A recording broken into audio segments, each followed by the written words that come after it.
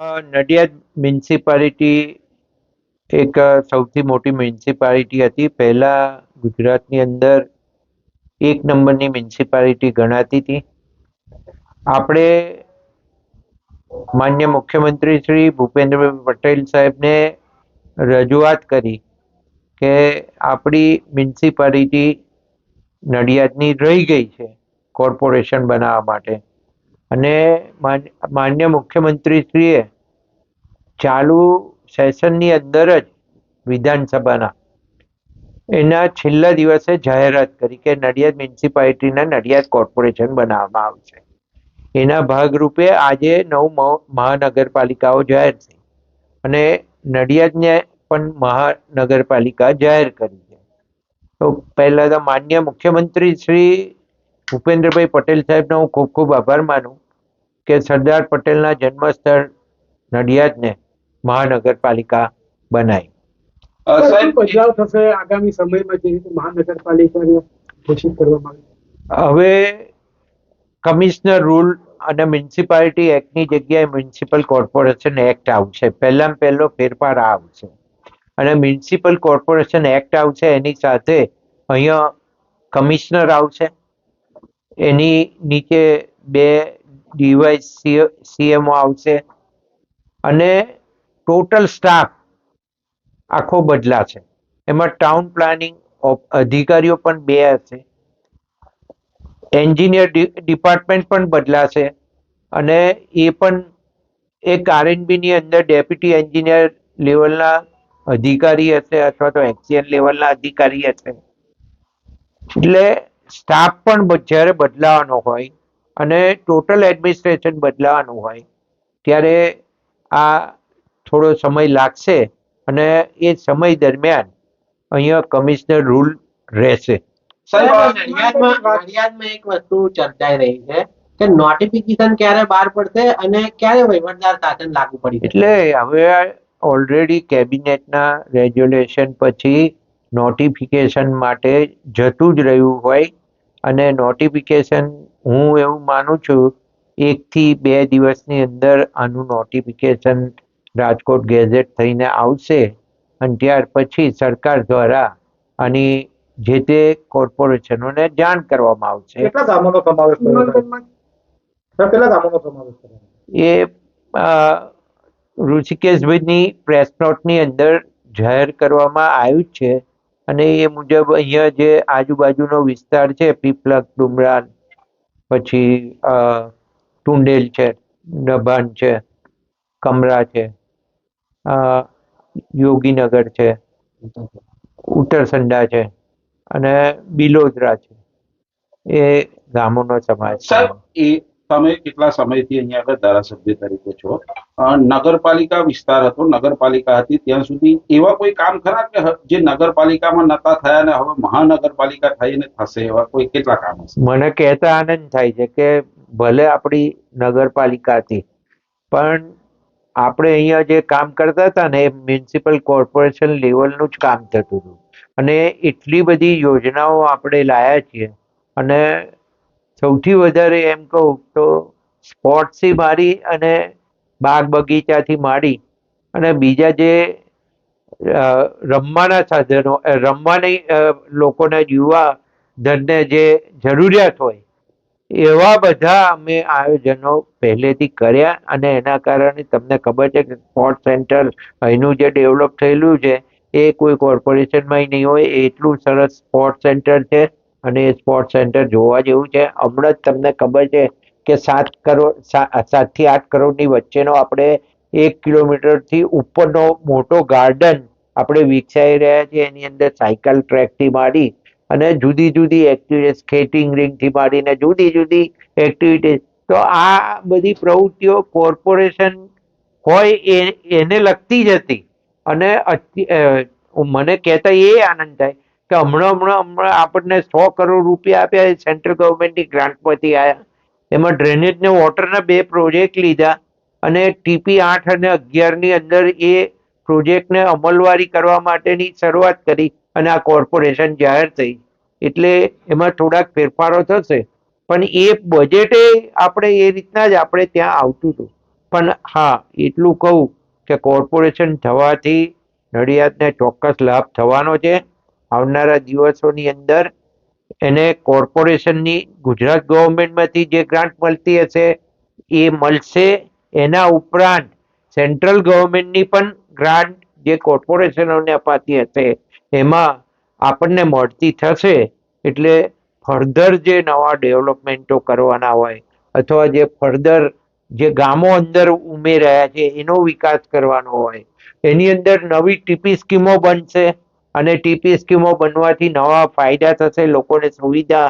જે અત્યારે બહારની સોસાયટીઓની અંદર જે સુવિધા વગરની સોસાયટીઓ, જ્યાં ડ્રેનેજની લાઈન નથી, પાણીની લાઈન નથી, સ્ટ્રીટ લાઇટો નથી, રોડ રસ્તા હજુ ડેવલપ ના થયા હોય, ગામડાની જે સોસાયટીઓ છે એની અંદર જે ધારો કે ઉત્તરસંડા છે, પીપલક છે, આ બાજુ કમરા જાઓ, યોગીનગર જાઓ, તો આ બધાને એનો લાભ મળતો થશે. એ મોટો ફાયદો છે અને એનું બજેટ આપણને વધારે મળવાનું જ છે. અંકિતભાઈ, ભૌગોલિક દ્રષ્ટિએ જે નડિયાદ રકાબી જેવું છે તેને કેવી રીતે ડેવલપ કરવામાં આવશે? જો આપણે રકાબીમાંથી ધીરે ધીરે એને બહાર લાવી અને પાણી કેવી રીતના શેરડી નદીમાં નીકળી જાય એના આયોજનો કરતા જ રહ્યા છે.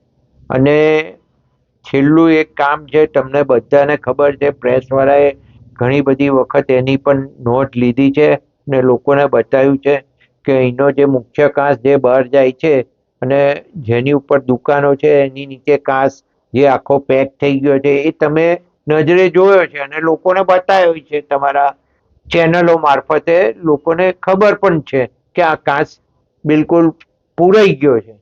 તો હવે એમાં હાઈકોર્ટ જે કંઈ ડિસિઝન આપે, અને હું એવું માનું છું કે સારું ડિસિઝન આવે જેથી આખા શહેરને ફાયદો થાય અને કોઈ પર્ટિક્યુલર એક બે વ્યક્તિને લાભ થવાનો એવું નથી, પણ સંપૂર્ણ શહેરને આનો લાભ થવાનો. કારણ કે એ ચોકઅપ થવાના કારણે પાણી ઝડપથી બહાર નીકળવાનું જે બંધ થયું છે એ શરૂ થશે.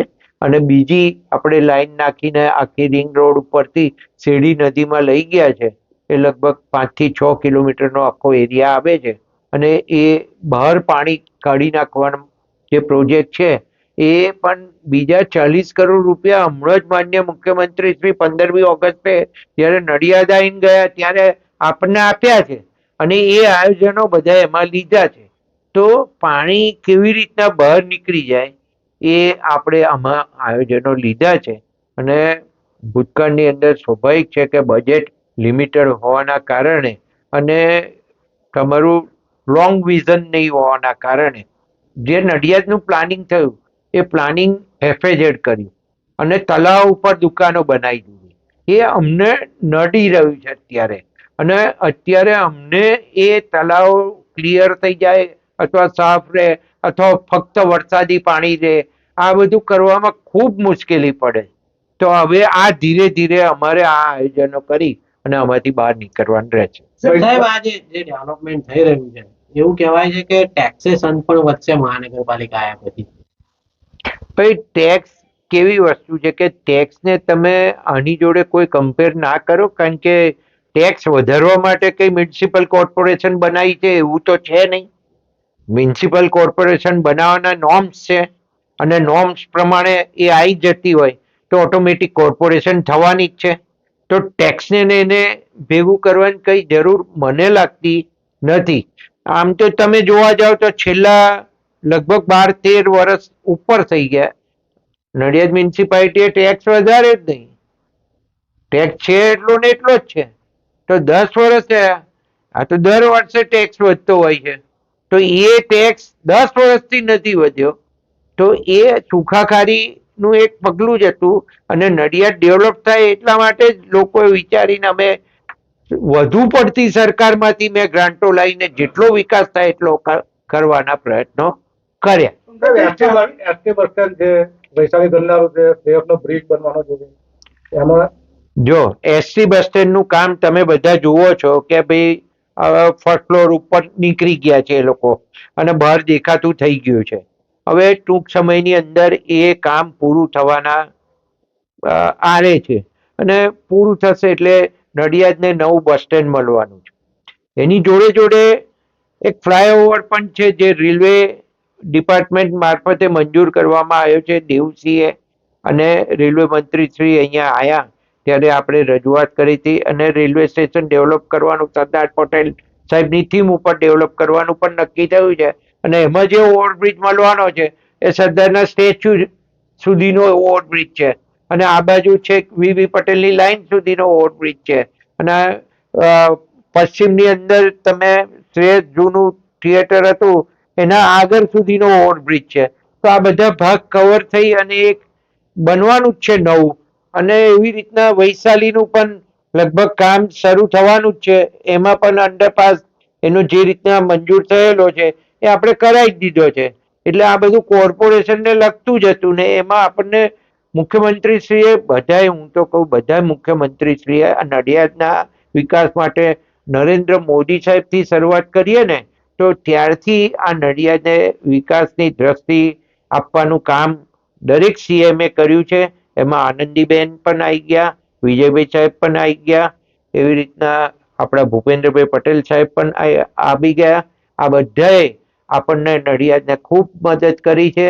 નીતિનભાઈ સાહેબ પણ શહેરી વિકાસ મંત્રી રહ્યા, એમણે પણ ખૂબ મદદ કરી છે.